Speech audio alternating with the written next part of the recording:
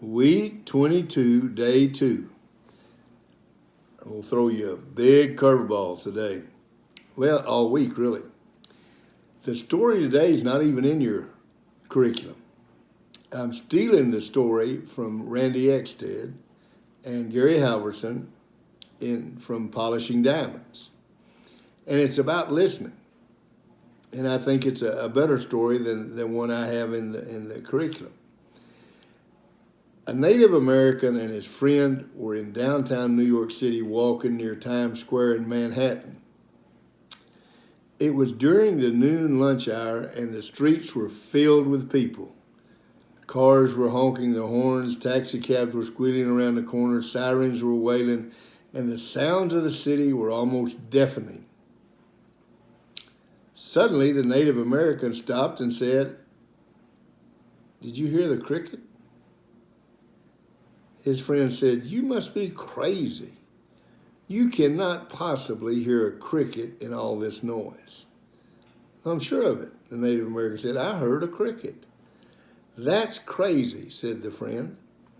The Native American listened carefully for a moment, then walked across the street to a big cement plant where some shrubs were growing. He looked into the bushes beneath the branches, and sure enough, he located a small cricket. His friend was utterly amazed. "That's incredible," said his friend. "You must have superhuman ears." "No," said the Native American. "My ears are no different from yours. It all depends on what you're listening for." "But that can't be," said the friend. "I could never hear a cricket in this noise." "Yes, it's true," came the reply. "It depends on what's really important to you. Let me show you." He reached into his pocket, pulled out a few coins, and discreetly dropped them on the sidewalk. And then, with the noise of the crowded street still blaring in their ears, they noticed every head within 20 feet turn and look to see if the money that tinkled on the pavement was theirs. "See what I mean?" asked the Native American. It all depends on what's important to you. What do we hear? What do we listen for? The story in the curriculum is planting seeds. And if you had this story before, and it talks about when someone plants seeds, it either, if it falls by the wayside, it's that seed that your negative friends convince you is unimportant.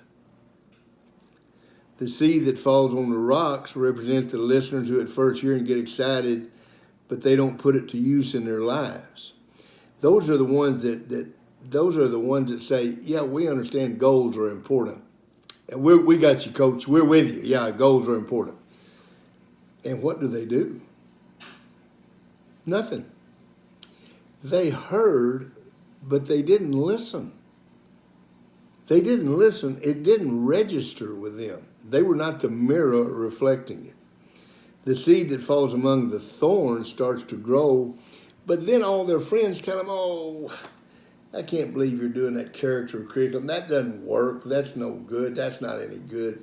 And the thorns convinced them not to do it. That they listened, but they didn't put it to use. Are you a thorn? Or are you the good seed? Now, the seed that falls on the good soil,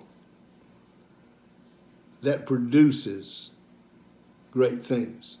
If you're going to go to a class, you need to understand that the number one quality you need to have is the ability to listen. What's the greatest compliment you can pay your teacher? Listen. You're going to hear what you want to hear.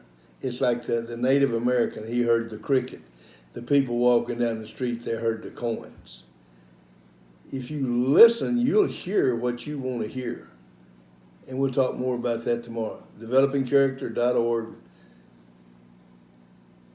See you tomorrow.